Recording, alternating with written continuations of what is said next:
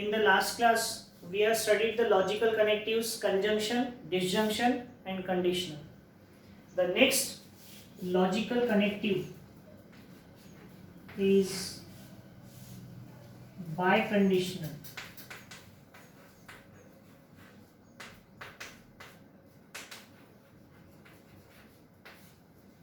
उसे ही हम bye implication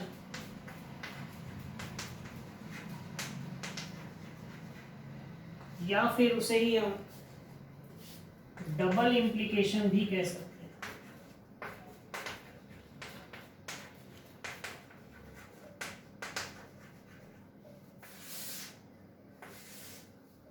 इसमें हम दो स्टेटमेंट को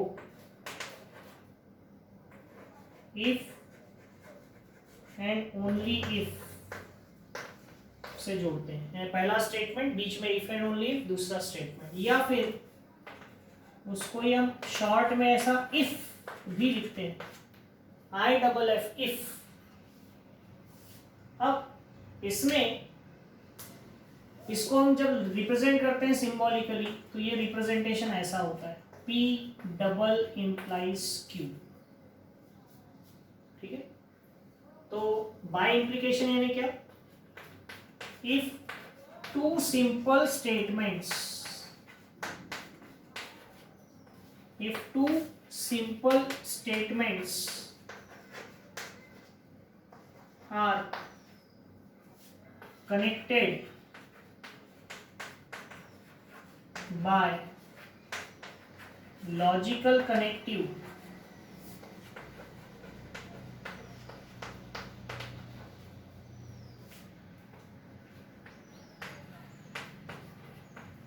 if and only if,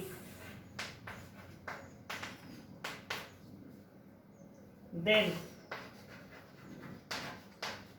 the compound statement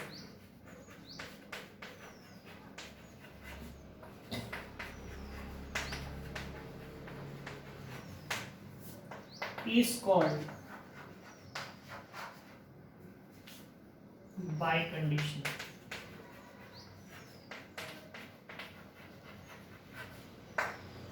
इसे हम बाय कंडीशनल या फिर बाय इम्प्लीकेशन या डबल इम्प्लीकेशन कह सकते हैं। ठीक है, अब इसमें भी एक एग्जांपल लेते हैं। एग्जांपल हम सेम एग्जांपल ही कंसीडर करते हैं कि let P and Q, P एक स्टेटमेंट है, 3 इज अ प्राइम नंबर, 3 ये प्राइम नंबर है, और Q है 8 इज एन इवन नंबर। 8 क्या है, even number. 3 it is a prime number, 8 it is an even number. और जब हम इन दोनों स्टेटमेंट्स को कनेक्ट करते हैं, किससे कनेक्ट करते हैं, लॉजिकल कनेक्टिव। कौन सा लॉजिकल कनेक्टिव हम यूज करने वाले हैं, double implication. So P if and only if Q, तो ये जब कनेक्ट होगा तो क्या बन जाएगा, देखो 3 is a prime number, 3 is a prime number if and only if 8 is an even number.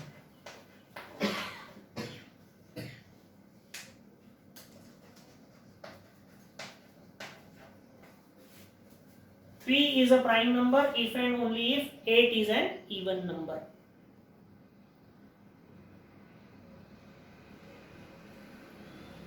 Three is a prime number, ये पहला स्टेटमेंट था। दूसरा स्टेटमेंट है हमारा 8 इज एन इवन नंबर।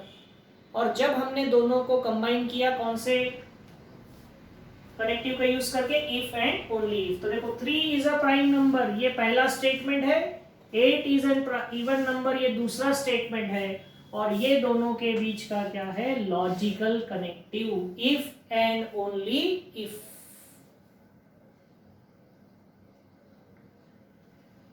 एक काम करते हैं, इसको यहाँ नहीं लिखते, थोड़ा नीचे लिखते हैं, शायद विजिबल नहीं हो रहा हो।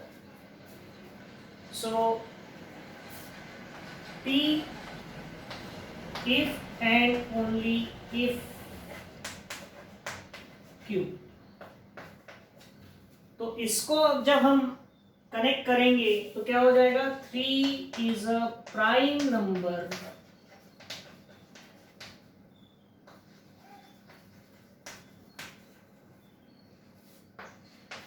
if and only if 8 is an even number। ठीक है, सेम ही लिखा है मैंने, बस ऊपर थोड़ा डिस्प्ले प्रॉपर नहीं हो रहा था इसलिए मैंने, ये पहला स्टेटमेंट है, ये दूसरा स्टेटमेंट, और ये दोनों के बीच का क्या हो गया, लॉजिकल कनेक्टिव। तो इसको सिंबॉलिकली हम कैसे रिप्रेजेंट करेंगे, this way, P double implies Q, ये इसका सिंबॉलिक रिप्रेजेंटेशन, सिंबॉलिक रिप्रेजेंटेशन। ठीक है, तो ये कौन सा लॉजिकल कनेक्टिव हो गया, डबल इंप्लीकेशन। अब इसके ट्रूथ टेबल की हम बात करते हैं, तो इसका ट्रूथ टेबल क्या हो, दो स्टेटमेंट लेना है हमको फिर से,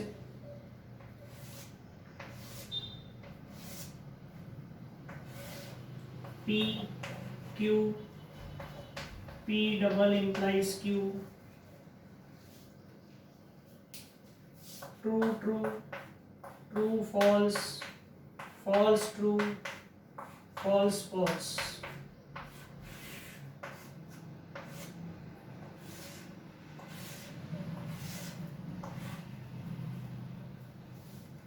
अब इसमें हमें डबल इंप्लीकेशन में क्या होता है, तो डबल इंप्लीकेशन में एक बात ध्यान रखना, जब दोनों स्टेटमेंट ट्रू होते हैं तब ट्रू आता है, और जब दोनों स्टेटमेंट फॉल्स होते हैं तब ट्रू आता है, और बाकी दोनों केसेस में क्या आता है, false. When both the statements are true, the resultant will be true. When both the statements are false, then also the resultant is true. In other cases, the statement will be false. तो ये हो गया bye conditional. तो ये चार logical connectives है, conjunction, disjunction, implication and double implication.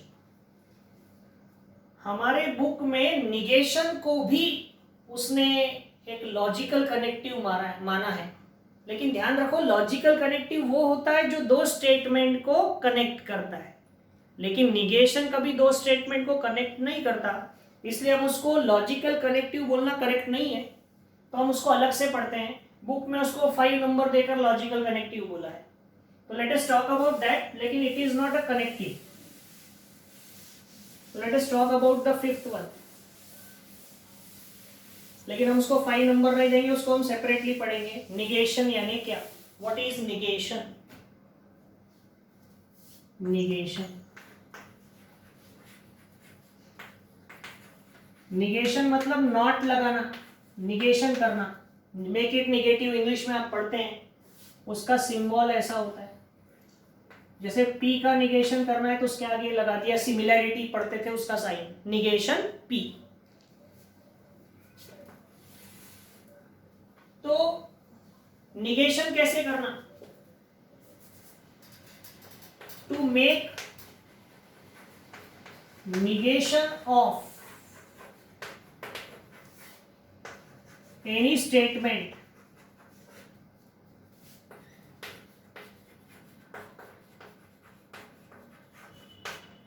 to make negation of any statement we can follow any one of the following way. To make negation of any statement we can follow any one of the following way. There are different ways by which we can make the negation of any statement. Out of these ways we can follow any one. What are those ways? put not in the statement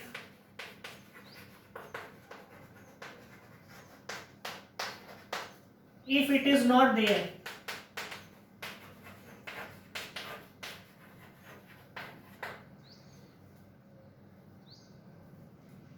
And remove it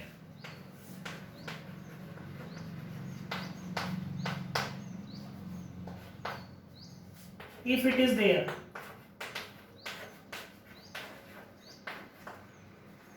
यानी किसी statement में अगर not नहीं है तो not लिख दो, और है तो हटा दो.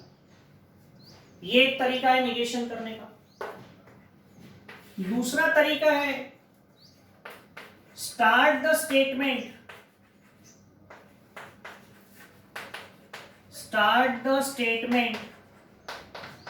with phrase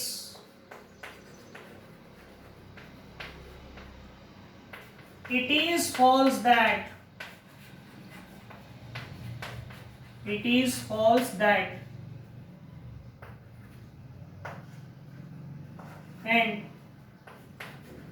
then write the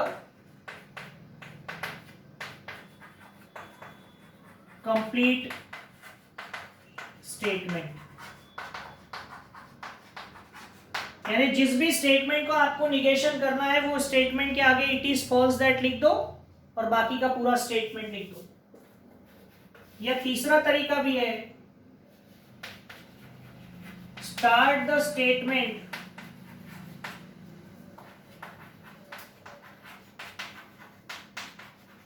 with phrase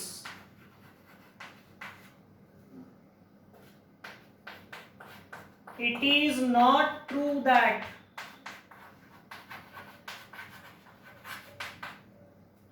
and then write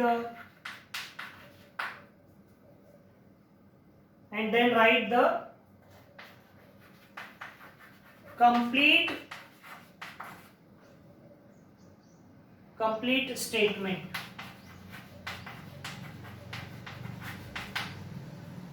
ये तीनों में से कोई भी एक तरीका इस्तेमाल करके हम किसी भी स्टेटमेंट का निगेशन कर सकते हैं. देखो ये एग्जांपल लेते हैं हम. इसमें कोई भी तरीके से आप कर सकते हैं. All are correct. एक एग्जांपल लेते हैं.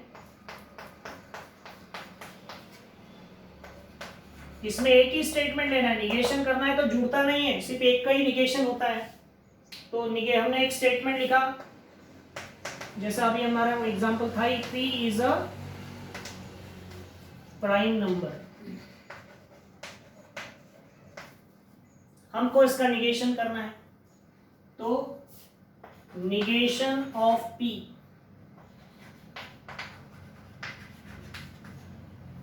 क्या हो जाएगा? निगेशन ऑफ P तीन तरीके. देखो पहला तरीका हम इसको ऐसा लिख सकते हैं, 3 is not a prime number. आपको इंग्लिश वाला निगेटिव नहीं करना है. इंग्लिश वाले में निगेटिव करते समय हम नॉट भी लिखते थे और उस शब्द का अपोजिट लिखते थे. सुरेश इज टॉल तो सुरेश इज नॉट शॉर्ट ऐसा लिखते थे. यहां ऐसा नहीं, सुरेश इज टॉल तो उसका निगेशन हो गया Suresh is not toll. 3 is prime, 3 is not prime. दूसरा तरीका हो सकता है इसी को करने का, शुरुआत करना स्टेटमेंट की, इट इज फॉल्स दैट और बाद में पूरा स्टेटमेंट क्या, 3 इज अ प्राइम नंबर. जैसा स्टेटमेंट था वैसा लिख दिया, सिर्फ सामने में क्या लिख दिया, इट इज फॉल्स दैट. या फिर ऐसे भी लिख सकते हैं, it is not true that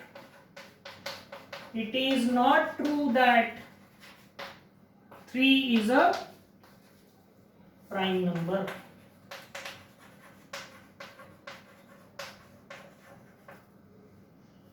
तो ये तरीके हैं जिनका इस्तेमाल करके हम किसी भी स्टेटमेंट का क्या कर सकते हैं, निगेशन. ठीक है, तो ये हो गया निगेशन. फिर इसका ट्रूथ टेबल भी है. तो ट्रूथ टेबल इसका बहुत ही छोटा सा होगा क्योंकि यहाँ दो स्टेटमेंट नहीं है, एक ही है. तो ये इतना सा ट्रूथ टेबल होगा इसका. बस देखो एक स्टेटमेंट है P और ये उसका क्या है, निगेशन, निगेशन को रिप्रेजेंट करने का तरीका। तो अगर स्टेटमेंट ट्रू है या फिर फॉल्स है, दो ही पॉसिबिलिटी होगी।